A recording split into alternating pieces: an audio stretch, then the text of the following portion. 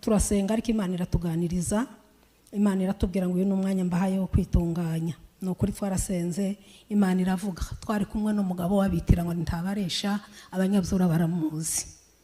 Yarusa nkaho afite ubukristo bukeya ariko mvuga. Ariko uwo munsi ntabaresha yareretswe.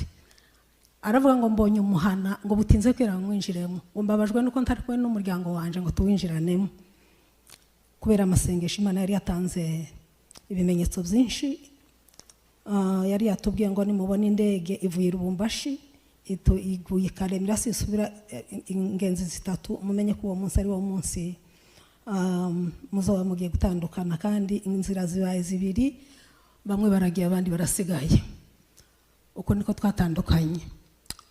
Habaye ku minsi 14 nibwo navuze Diadoni na Nyiramitavu bamujanye, dusibaho ngaho ku wa gatandatu nibo bamujanye, ku cyumweru dusibaho no ku wa mbere. Wabe ku wa kabiri batangira kuza gufata abasirikari, ibo bagaza twebwe umuryango w'abamama ntarugi gwari ruriho, ariko ku muryango w'abapapa bari baragize bashiraho umwango bakagira igufuri, uwo bakeneye bakamuhamagara bagafungura bakamukuramo.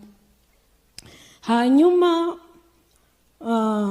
baratangira bajanye abantu abasirikari, igice c'abasirikari simvuga ngo runaka na runaka, bajanye igice c'abasirikari kinini, babajanaga saa sita za nijoro.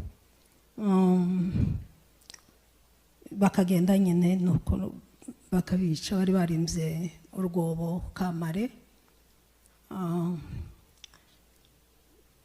Niho bagaza babicira, babica urupfu rubi, bagaza bahagararisha ku mwobo, bakazana ihama bakabakubita ku bwonko bugasandara, umuntu agasimbira mu mwobo wenyine nta umujanye.